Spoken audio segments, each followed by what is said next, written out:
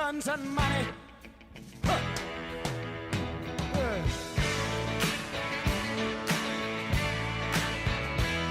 Send lawyers, guns, and money.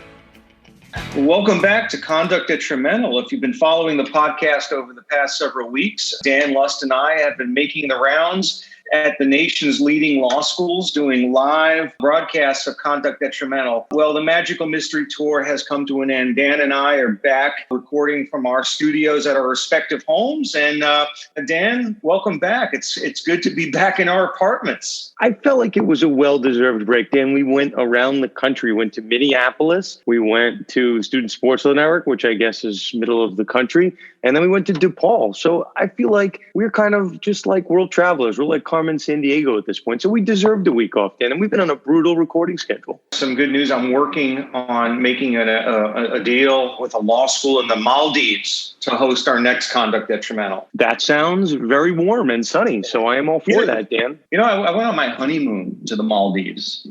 So far, that's like the best trip that I've ever taken in my life. And I'm definitely angling to get back. So maybe we could do a live Conduct Detrimental from one of the private islands. Talk about ping pong, table tennis, soccer, whatever else is of interest in the Maldives. I'm cool with that, Dan. I had my honeymoon in very close area, undisclosed area, but a very close area to the Maldives. Yeah, you know what the crazy thing is about the Maldives? I swear, in my entire life, I was on a private island, surrounded by water, no cities nearby. It was the best internet connection I've ever had in my life. It's funny you say that, Dan. It's funny you say that because your internet connection now is one of the worst internet connections that we've ever seen. The state that I live in the state that calls Ron DeSantis its chief executive officer and governor. So it should be no surprise that the quality level of some of our services within the state aren't quite up to the levels of the Maldives.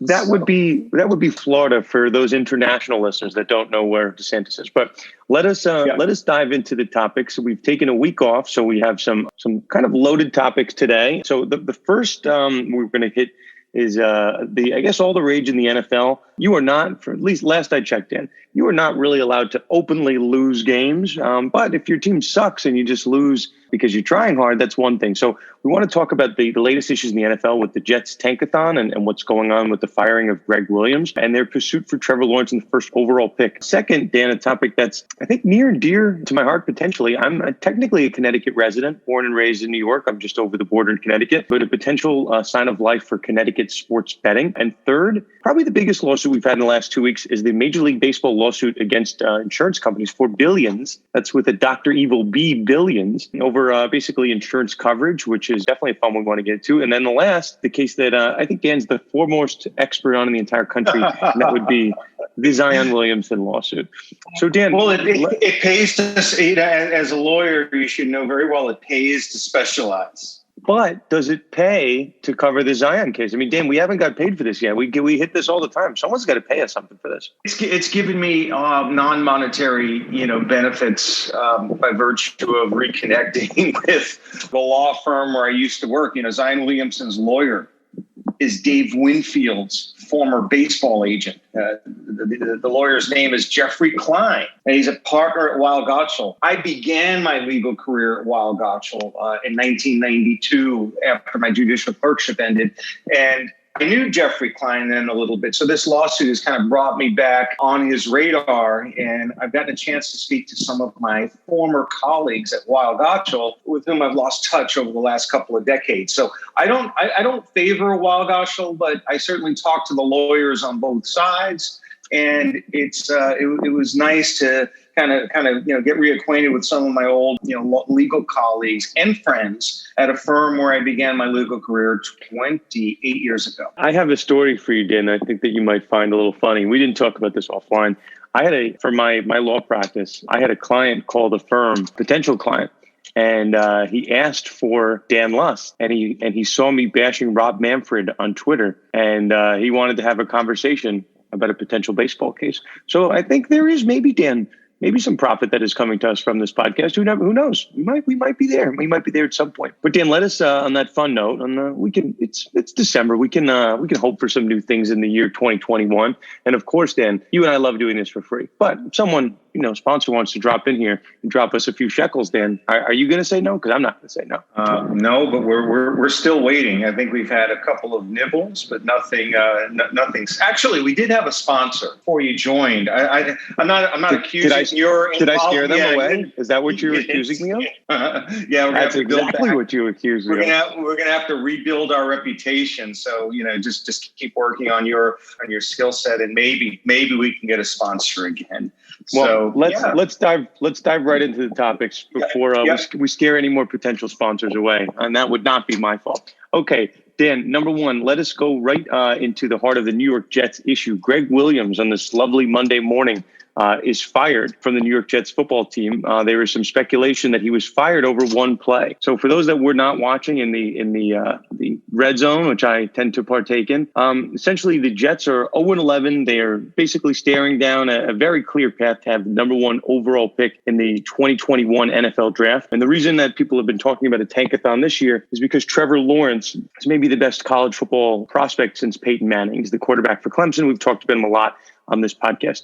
The Jets have lost in excruciating fashion before, but it was really the play call the Raiders won the game on. So for whoever wasn't watching, the Jets were basically up less than a touchdown. I think it was a 4-point game, and it was 3rd and 10. Raiders have no timeouts, and they're about 45 yards out. So I'm just going to read something from ESPN Stats and Info, which I tweeted out, which I think is interesting. Per ESPN Stats and Info, out of 252 pass plays in the last 15 seasons that occurred in the last 15 seconds, down 4 to 8 points, where the ball was outside of the 40, so either at the 41, 42, or across the 50. Never in those 15 seasons had the defensive play caller called a 6-man blitz in that situation. So basically sending the house and leaving the corners in a one-on-one situation. So people kind of said once that play was called, something very suspicious occurred. So either that was Gregg Williams, the Jets defensive coordinator, calling a really poor play on purpose, or it was the Jets just having a really bad defensive coordinator who doesn't know how to call plays, and that's why they're 0-12. Dan, this would not be the first, we'll say, conflict or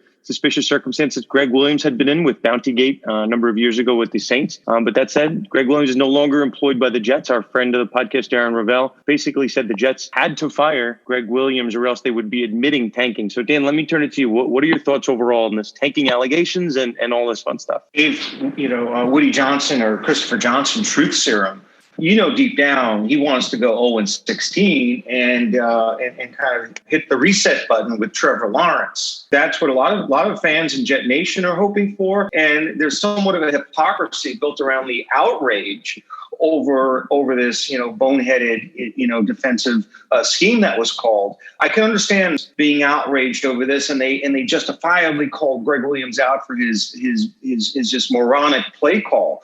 But if you're a Jets fan, do you really want to have the 3rd pick of the draft, the 4th pick of the draft in a year that Trevor Lawrence is coming out? So maybe they should give him a bonus for calling that play. But it does bring to mind the debate, the age-old debate over whether we should be rewarding teams for ineptitude. Every year, it just seems as if you name the sport, the NFL, Major League Baseball, not baseball so much, but in hockey, in basketball, and to a lesser extent football, there seem to be a large segment or a growing segment of teams that have no chance at a championship and are already positioning themselves to get a top 3 or top 5 pick the following year. Anybody who follows New York Knicks basketball understands full well that Leon Rose hasn't constructed a team designed to compete in the playoffs. Of course, they would be happy if that happened. But this is all about draft slot next year. And so much of this seems to be happening in a number of sports where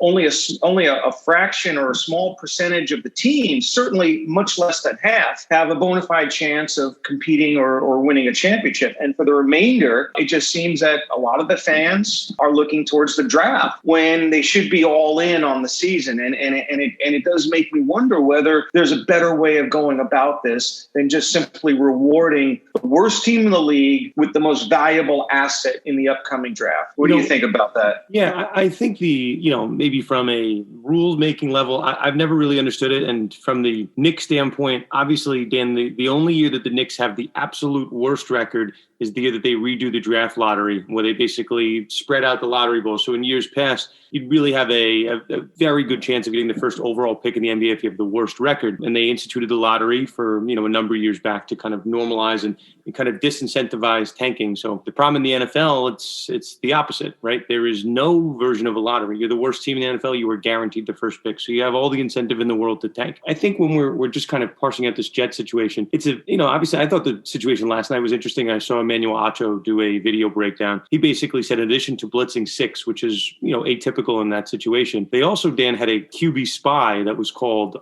on Derek Carr. And Emmanuel Acho was joking that you don't call that play unless you're playing prime Michael Vick. So it's definitely a suspicious play call. Gregg Williams, and I was listening to, part of my take, they were saying Gregg Williams is known to be very aggressive and blitz in those situations, but I don't know. You don't blitz 6 in that situation. You don't have a QB spy on in that situation. So I think there probably was something there. Now, there's the narrative that people are saying, well, Gregg Williams is really just being fired the day after because they blew that lead and they lost that really close game and they're 0-12. But Dan, my response to that, and I don't really think there's a rebuttal to that. Dan, the reason that they're 0-12 is not because of the defense, right? It's because of a number of factors. And if it really was the reason, that the Jets were 0-12 is why Williams got fired, Adam Gase would no longer be with the team. I do think that this was a really...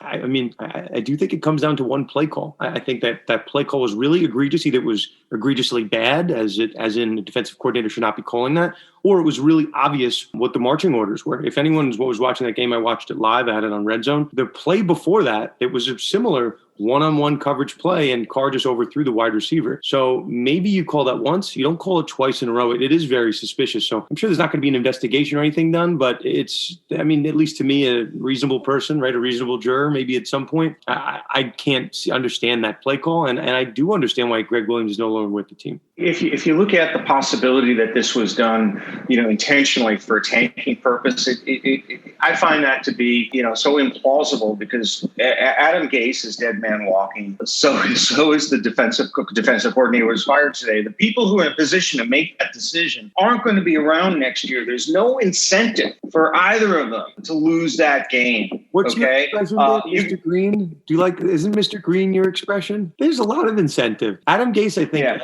you can tell me if I'm wrong.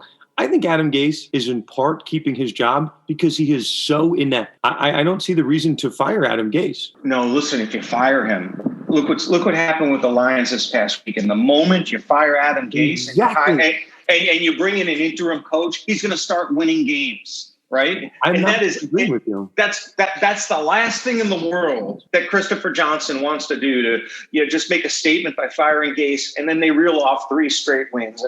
But let's be real here. Gregg Williams has been dealt a bad hand by Jets management, by the poor drafting over the past several years, and the trades of ascending Leonard Williams as well as Jamal Adams, 2 key pieces of their defense. And all the Jets got in return was draft capital, which has not really been deployed yet. It is a team that is bereft of any talent base on the defensive side of the ball and arguably on the offensive side of the ball. So this is just a disaster. But I think when we talk about lotteries and drafts, I'm wondering when we're going to get to the point where the leagues come up with an altogether different system of, parsing out the first pick of a draft. It shouldn't go to the worst team because it creates incentives, to underperform solely for the draft rights. I'll do you one further, Dan. Beyond just the team incentivizing to underperforming, I don't want to see Joe Burrow with the Cincinnati Bengals. They're terrible. And guess what happened? He's out for the year. I don't want to see Trevor Lawrence with the Jets because they're terrible. In addition to incentivizing losing, it's not really fair to the top player in the country. And I've seen people make this argument online. And it just makes sense. It's not fair to put the best talent. They've worked so hard. They're the top of their game. Dan, if I was the top graduate at Harvard Law School, if you then slotted me into the worst law firm and there was mud on the floor and there were just people robbing the place left and right, it was just the worst law firm. That's a huge burden to put on me to turn around that organization. And, in a sense, Joe Burrow was literally thrown to the wolves. Trevor Lawrence, the Jets, I don't see why we'd see anything different. The Jets are a really poorly run franchise and have been for years. who would be the worst law firm in the country to work for? I mean, if anything, Giuliani should get the top overall pick if there were a draft of lawyers. He's got the worst record. I think whoever does Rudy Giuliani's hair dye is actually the worst organization. Let us move on to topic number 2, Dan, because I am interested to get your thoughts on this. Obviously, born and raised in New York, but I am in Connecticut, Dan. So if you're going to tell me that there is some big news in Connecticut sports betting, I'm all for it. So, Dan, I've been watching your feed, Darren Ravel. I know a lot of people are talking about it. Fill us in on this interesting legal debate at the heart of the Connecticut legalization. Yeah, Darren went to the source last night. He gave me a call Sunday evening to advise me of the impending deal between DraftKings and the Mashantucket tribal nation of Connecticut. Now, for those who aren't familiar with the name Mashantucket tribe, they are probably the most successful tribal gaming operator outside of the Seminole tribe of Florida. They were one of the first tribal casinos in the nation. And for those who live in the north, in the New York metropolitan area, you've probably been to the Foxwoods Casino. Well, that's the Mashantucket tribe. I've been to Foxwoods. It's great. Yeah. I mean, that was the first casino outside of Atlantic City that I've ever been to. And right now, Connecticut, while it's not a major, state in terms of population, it does have the geographic significance of bordering New York State and Massachusetts, so that any sports wagering law that comes onto the books, let's say mobile wagering is legalized, and then New York and Massachusetts are still, status quo, it could make Connecticut a major player in the gambling landscape because of all the New Yorkers, the New York City residents, Boston residents who are going to drive to Connecticut. Conceivably, I mean, they could go to New Hampshire if they live in Boston, but it creates a super or a larger market given the bordering states that surround Connecticut. So DraftKings, which is one of the largest number one fantasy sports company, also one of the largest online mobile sports betting platforms, they signed a deal with the Mashantucket tribe of Connecticut to basically be their exclusive provider for online sports betting if and when sports betting becomes legal in the state of Connecticut. Now, this is why it's a topic worthy of conduct detrimental. We try to talk about some legal issues on the show and less the financial aspects of the gambling industry, but Connecticut poses a very interesting legal issue because there's a battle going on right now between the state government and the Indian tribes of Connecticut, which are basically two of them, the Mashantucket tribe and Mohegan Sun, over the meaning of these words in a compact that was signed 25 or 26 years ago. Under language in something known as a memoranda of understanding, both tribes are making revenue sharing payments to the state of Connecticut based on their slot machine revenues. In return, the state has promised not to authorize any commercial casino games. And there's a debate right now over the meaning of the word commercial casino games. And the two tribes have basically stymied the efforts of the state government to legalize sports wagering and mobile betting for all the stakeholders in the state. On one side of things, you have the Connecticut Lottery and the 16 off-track betting locations that want to participate in sports betting in Connecticut. And the two tribes are saying, hold on one second. If you do that and you allow the OTBs and you allow the lottery to participate, you're violating our right to exclusivity because sports betting is a commercial casino game. And if you do that, then we're going to sue the state, and two, we're going to stop paying you our percentage or the guaranteed percentage of slot machine revenues that are called for under a 25-year-old compact agreement. So this issue has really, I guess, the deal that was signed yesterday has kind of elevated the discussion around the topic of who's going to get sports betting in Connecticut. Will the tribes prevail in that battle? And is this ultimately headed to a courtroom in Connecticut for an interpretation of those words? So, Dan, since you're a casino veteran, now that you've been to a couple of casinos, do you consider sports betting to be a commercial casino game? I mean, Dan, I haven't just been to a couple of casinos. I've been to all of the casinos in the entire world. No, I want to say that I kind of understand this argument. Dan. It's funny. when I go to a casino pre-COVID, obviously, I spend the majority of my time, if not all of my time, in the sports book. Back in the day, maybe I'd sit at the blackjack tables, I'd play some poker, but I'm generally in the sports book. So I understand why the casinos are trying to exert jurisdiction over this particular ground. I get it. I don't really think you could parse them out at a certain point. And Dan, you and I have coincidentally had this conversation on the podcast, whether you want to call your industry gambling law or sports betting law, at a certain point, I think they're almost indiscernible. There's a group of friends that that don't gamble, right? When I say gamble, they don't play poker, they don't play blackjack, they just hang out at the sports book, but that's all in the casinos world. So I'm kind of buying this argument, Dan, and to the last point you kind of brought up, if this does come to a Connecticut courtroom, Dan, you can have my couch for the night. How about that? You can have my couch free of charge. You don't even have to stay at a hotel, because I have a feeling, Dan, either A, you're going to be covering it, or B, you might be the lead expert on the case. What do you think about that? How about some odds, Dan? Would you say you're like plus 200 to be called for this case? It's highly likely that I'm going to be involved in some level in that. And for your sake, I hope you don't live near Hartford, Connecticut.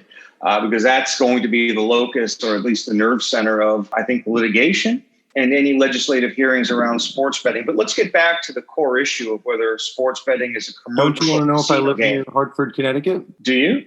I do not. Okay.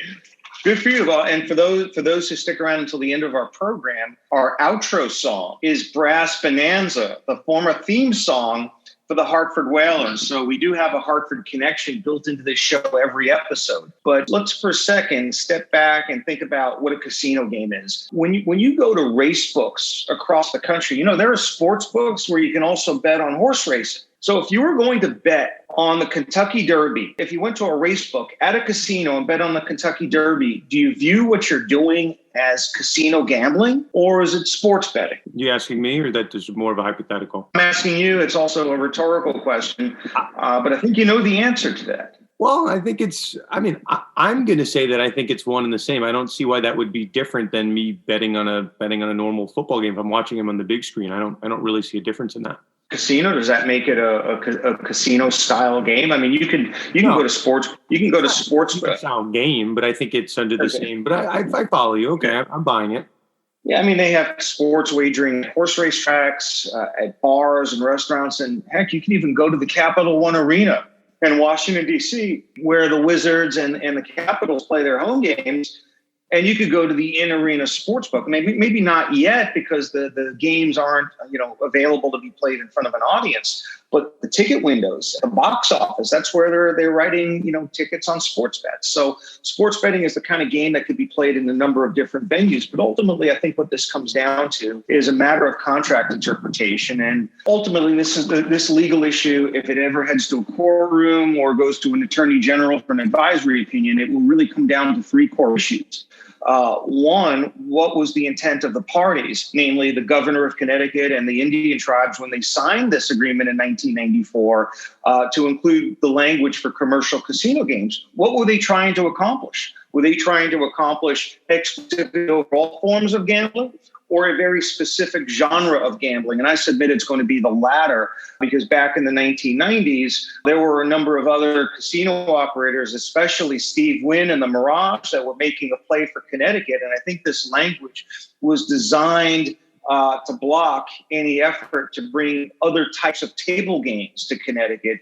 And then the other issues that will be looked at by a court are, what is the character of a casino game? And when I think of a casino game, I think of games that are commonly and exclusively played within a casino, like roulette, slot machines, banked card games, dice games. Sports betting, on the other hand, is activity that is really centered on events that are external to a casino environment. The games are played at venues all around the country, and the outcomes are decided external to the four walls of a casino, whereas a casino game is managed and determined and played entirely within the four walls of a casino. And then another way of looking at this before we move on to the next topic is casino games are basically understood to be games involving luck or chance. Whereas I think sports betting entails much more skill in order to be successful. So I think when you look at the character of the games themselves, as well as the original intent of that 1994 agreement, I think it really comes down almost decidedly on the side of sports wagering not being a commercial casino game.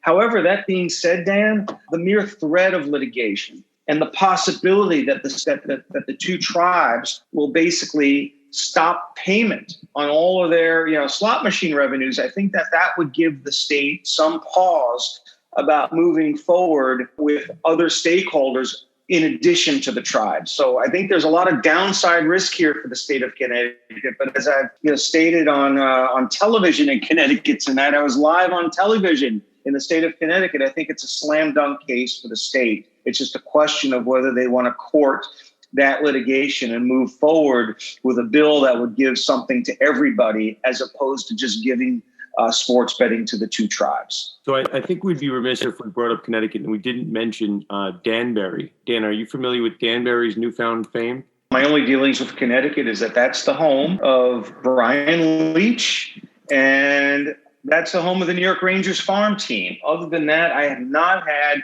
too much interaction or exposure to the state of Connecticut. So fill me in on Danbury. Is this another Dan? That's not even why I brought it up, but I guess that is also a good reason. So John Oliver for whatever reason, John Oliver was making fun of Danbury, Connecticut for whatever reason. He did some skit on them and he basically said at the end, and they have a sewage plant and you should name your sewage plant after me because I'm John Oliver. And Dan, this is just 2020 being a very weird thing. John Oliver now has a sewage plant named after him in Danbury. It's called the John Oliver Memorial Sewage Plant. So Danbury, Connecticut, known maybe for sports betting and known for the John Oliver sewage plant. Cool. Okay, Dan, let's move to our third topic, a lawsuit which I know got a lot of attention last week. So Major League Baseball is taking on the insurance company. So we've talked about this in prior shows. I used to be in this insurance defense world up until fairly recently. So I know very well insurance companies have a lot of money. If insurance companies put their foot down, it's kind of hard to get them off it. What has kind of come to light during this COVID situation across the country, a number of businesses have now realized that what they thought when they were getting business interruption coverage is a fancy way of saying, if your business gets shut down or you're unable to conduct your business for whatever reason, it's quote unquote interrupted and you purchase a particular insurance policy for that. So what people kind of had a rude awakening is that a virus is not, at least under most, if not all insurance policies, not a covered event. It doesn't really lead to an event where your business is properly interrupted. That's mainly for maybe a strike, not a strike, but like a lightning strike or a flood or some type of property damage, but it's not meant to be a virus, at least as the insurance companies have argued it. So across the country, from restaurants to any number of businesses, they've been trying to plead with their insurance companies to get business interruption coverage. And the insurance companies are putting their foot down. They're getting sued in court. And insurance companies are winning, either A, because the language isn't covered, or B, there's an exclusion, which essentially rules out viruses from being a covered event. So, Dan, I was a little surprised to see that Major League Baseball, one of the, we'll say the most wealthiest companies in the entire country, is now taking on the insurance companies head on. So Major League Baseball and 30 franchises have now kind of joined this list to challenge their insurance policy. So unlike maybe like a restaurant or like a mom and pop organization or like a garage or a mechanic, Major League Baseball is a $1 billion company. And they purchased, according to them, I'm just reading from quotes from the complaint, they've bought top flight policies that are supposedly all risk in their design. And quote, specifically, they insure against physical loss or damage arising from communicable diseases caused by a virus. So they're arguing, and we've seen, Dan, in this past really 2 weeks, the Atlanta Falcons sued, the minor league baseball teams have sued, but no one quite has the pockets like Major League Baseball. So they're coming in, they're saying that no exclusions apply. We purchased an all-encompassing risk policy, and we deserve to be covered for our loss. And Dan, I'll turn it back to you on this. This is a $1.6 billion alleged loss, maybe even a little bit more than that once they factor everything in. I don't think Major League Baseball goes to court and loses that often. Just as long as you and I have been dealing with these cases, Major League Baseball is usually on the right side of history when it comes to their lawsuits. Dan, remember a lawsuit called Christie versus National Collegiate Athletic Association, renamed Murphy versus NCAA? That was the case. We're going to, everything ties back to sports betting, but the United States Supreme Court decision overturning PASPA was a loss for Major League Baseball in the courtroom. They were one of 5 sports federation defendants, along with NBA, NHL, NCAA, et al. So, they do lose once in a while. You can't win them all, Dan, but Major League Baseball is generally on the right side of history. So, Dan, let me spin it to you. Outside of the merits of this case, what do you think if Major League Baseball, we'll say, loses this case, right? They lose on the $1.6 million that they're trying to get. How do you think that impacts baseball long term? With the revenues that baseball historically has generated, I know these are tough times with COVID-19, but the owners of the teams themselves are for the most part billionaires. It's hard to get worked up over a litigation brought by an industry where every stakeholder is a billionaire. Steve Cohen, whose name has surfaced almost on a weekly basis on this show, is worth $14.5 billion. I think these suits are kind of like double-edged swords, because while Major League Baseball may have a bona fide or valid claim here, it does open up the unintended consequence or the intended consequence of discovery and depositions and opening the books up of every team and the league itself. And as you may recall from a couple of years ago, when the National Football League sued its insurance carriers over the latter's failure to fund the concussion litigation settlement, there's a lot of sensitivity and reluctance of these leagues and teams to participate in discovery, where they're going to have to provide transparency that could ultimately land at the doorstep of players' unions. Dan, you bring up a good point. This is not a normal lawsuit, especially the current CBA expires in December of 2021. We spent a lot of time during the labor strike issues during the early onset of COVID.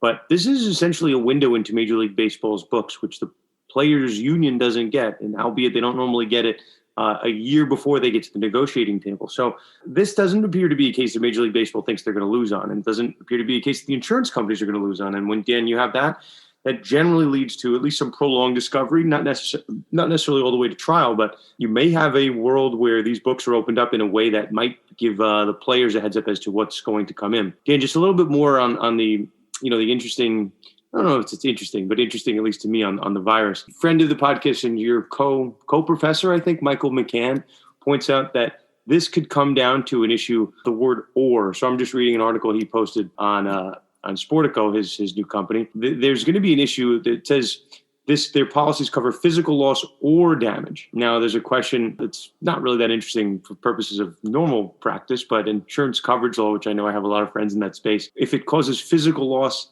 and damage, right, can that really be the difference of a $1.6 billion policy? So I know I have my friends in the insurance defense industry that listen to this. For once, maybe in their careers, there is a sports issue in the insurance realm. Dan, I know you brought up the NFL case, but maybe it's once every 3 years that people care about insurance law, which maybe isn't such a bad thing. I don't think we need to hear that much about insurance law. I'm more into the Rock bankruptcy cases. I think the Rock needs to do more things so we can have another specialty wrestling episode. I'm totally down with that. I have a couple of more comments about this Major League Baseball versus insurers case. It was filed in, Alameda County Superior Court, which is a state court in California, and it wasn't filed in federal court. And the reason it's in state court and probably can't be removed to federal court is that there is lack of complete diversity.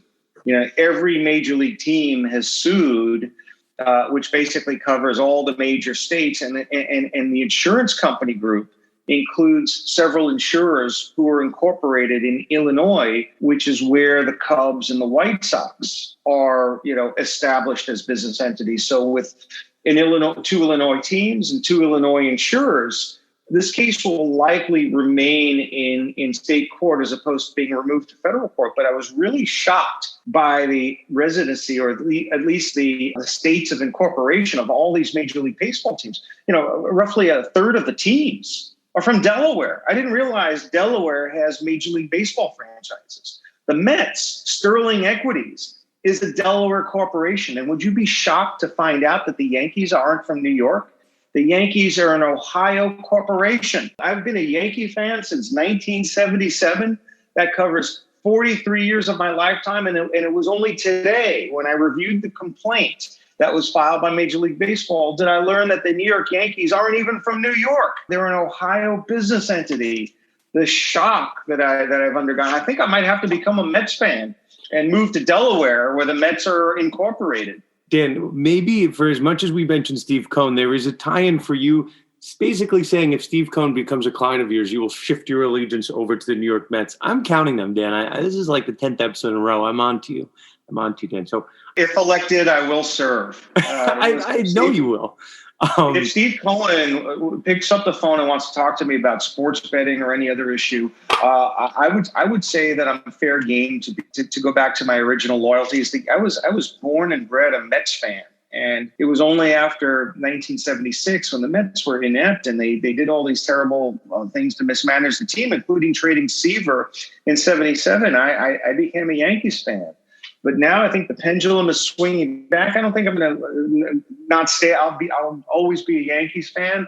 But I'm really liking what Steve Cohen is bringing to the table. His engagement on Twitter has been so much fun to watch. But who knows how this lawsuit will pan out. Usually these lead to settlements, but it will be years before this ever sees the inside of a courtroom because of all the parties that are involved. There are roughly 30 plaintiffs, a number of different insurers. This is a really complex, business litigation that will involve significant time needed for discovery, with so many discovery battles that are lying in wait here. So if there's not a settlement, I don't think there'll be resolution of this controversy for what could be years. Not to kind of beat it dead, people were saying, and friends of mine, that the insurance company has litigated this in courts around the country. I think there's been hundreds, if not thousands, of lawsuits filed on this exact argument. And obviously every policy is going to be a little bit different. But, seeing that landscape, Major League Baseball is not going to, just put it like this way. There's already been all of those lawsuits. If Major League Baseball was the first to file their lawsuit, fine. They don't really know how the courts are going to view these exclusionary policies and how they're going to treat the virus in general. But if Major League Baseball, it's almost like a game of poker. If you see a guy in front of you bet, another guy raise, another guy re-raise on top, you got to know that the third guy has got a good hand because he's seen the other two guys, he's seen really what the table is doing in front of you. So Major League Baseball has basically seen all these cases get kicked out of court and plaintiffs get embarrassed and waste money filing all these fees. And despite seeing all of that, they're coming into court. It's a massive complaint. I think it's 60 plus pages, which is not really that typical for these type of lawsuits. And they've hired a really prominent law firm that's been involved in NFL litigation. They're involved in the Dan Snyder litigation, a lawsuit that seemingly, right, if there's no exclusions that apply, I'm not really sure how the insurance companies are going to defend it. So that said, insurance finds a way to win these, but we'll see. It's, again, we don't really talk about insurance law that much, but $1.6 billion, we got to kind of talk about it because that's a number that is high enough to literally impact the salary cap if that money can go back into baseball's pocket. So Dan, let us transition to our fourth and final topic. I have a question. Dan, when you go to bed at night, do you just say the word Zion Williamson in your sleep? But in my apartment, I have these like monitors all over the apartment that display the pacer page for the Zion Williamson's federal court case in North Carolina. I have a separate monitor for the 3rd District Court of Appeal website, a third one for the Miami-Dade County Circuit Court action. I'm monitoring the dockets in real time on an around the clock basis. When one of these attorneys sneezes, Dan, you're on top of it. People are glued to your Twitter feed. Anytime you mention the words breaking in the same sentence as Zion, your Twitter feed, it starts blowing up. So Dan, why don't you break us down? I know there's been 2 updates in the past couple of days. First, the jurisdictional ruling, and then another update on the judge's potential financial interest in the case. I'm not going to go back and just cover the history of the whole case, but for those who are new to this story, Zion Williamson has been sued by his former marketing agent for terminating their marketing deal. The case is pending in 2 different states. Zion has brought a declaratory judgment action in North Carolina. His former marketing agent has sued him for breach of contract in Miami-Dade County Circuit Court. Williamson has wrested jurisdiction away from Miami and is litigating this case in North Carolina, largely because North Carolina has a favorable athlete agents law, which could result in the invalidation of his marketing agreement with Gina Ford. So what's taking place in Miami is that Williamson is challenging the issue of whether a Miami-Dade County Circuit Court can exercise long-arm jurisdiction over him. The trial court denied his motion to dismiss for lack of personal jurisdiction, and he's taken an appeal of that to Florida's 3rd District Court of Appeal. And late last week, the appellate court reversed the lower court, issued I think a 14-page opinion ruling that the allegations of the Miami-Dade County lawsuit against Williamson failed to allege sufficient jurisdictional facts to subject Williamson to personal jurisdiction in Miami. So unless Gina Ford's attorneys amend their lawsuit, which they're going to be given the right to do, Williamson can only be sued or countersued in North Carolina. So this ruling essentially, I guess, fortifies the North Carolina federal court action as the main forum for resolving this controversy, because we're waiting right now for a ruling on Williamson's motion for judgment on the pleadings in North Carolina federal court that could, the outcome of which could end up collapsing the entire litigation. So I think the delay on the Miami side of things has allowed Williamson to litigate the case in his preferred forum, which is North Carolina, because that forum would more likely than not, follow the North Carolina Athlete Agents Act, which gives him a clean break from the contract. And it's precisely why Gina Ford has tried to steer the case away from North Carolina and to try to bring a parallel suit in Miami. And so far, she's failed in her efforts to keep the main part of the case, at least in Miami-Dade County. So that's issue number one. The second issue that you alluded to is that there's a hearing scheduled on January 8th in Miami-Dade County on a motion to compel that was filed by Creative Artists Agency, CAA, which are the new agents for Zion Williamson. They are raising the issue of the judge's financial entanglements in this case. Judge David C. Miller is a Miami-Dade County Circuit Court judge presiding over the Miami-Dade County lawsuit in which Williamson, Gina Ford, and CAA are involved. Miller's son is a partner at a law firm called Morgan & Morgan. And Morgan & Morgan is representing a gentleman by the name of Cedric Hughes Johnson, who has sued Gina Ford, alleging that she reneged on an oral agreement to pay him a 5% cut of everything she makes off of the Zion Williamson deal. And while Johnson and Ford have settled that lawsuit, Johnson's attorneys, Morgan & Morgan, have filed a notice of interested party in the litigation involving the main litigation between Williamson and Ford. And that raises the specter of, how is Morgan & Morgan being compensated? And if they're getting a contingent fee deal from Cedric Hughes Johnson, they have a financial interest in the outcome of the litigation between Ford and Williamson. But the judge who's overseeing the case has a relative, namely his son, who is financially interested in the outcome of the case that the judge is overseeing, which, might lead to a recusal, or certainly I think we could be headed for a motion for disqualification. Now, from Zion Williamson's standpoint, that might be irrelevant because right now he's not subject to suit in Florida. But CAA is separately litigating that issue against Gina Ford in Miami-Dade County Circuit Court, and they may want to recuse or disqualify Judge Miller based upon his son's firm's relationship to the case. At what point is it potential financial interest so, I don't know, tangential? I mean, I don't really think it's that close where the judge should get kicked off the case. It seems to be a little distant for me. And I mean, I don't know. I mean, I understand why it's being brought up. Do you think this is something that's going to get the judge taken off the case? This falls under the categorization of what I like to call bad luck. And you're right. I think, Dan, you're right. Under a strict legal analysis of the law surrounding recusal and disqualification, a family member of the judge having an indirect financial stake in the outcome of the litigation may not be nearly enough to justify disqualification under federal case law that I'm familiar with. Now, Florida, that's an entirely different story. This is going to be decided under state, judicial ethics laws. And while it may not be a disqualifiable relationship, it does raise the question of whether the judge should continue to serve as the trial judge over a case in which his son's company, in which the son has an equity interest stands to profit depending upon the outcome of the case. Now, if this firm had been paid or is being paid on an hourly basis, then there's no stake in the subject matter of the litigation. But I suspect that the billing arrangement between Cedric Hughes Johnson and Morgan is a straight contingent fee, such that if Gina Ford prevails on her claims against Zion Williamson or CAA, Cedric Hughes Johnson will get a percentage of what Gina Ford recovers, and then in turn, Morgan & Morgan will have its own contingent fee deal with Cedric Hughes Johnson, in which they get paid a fee based upon a percentage of Johnson's recovery.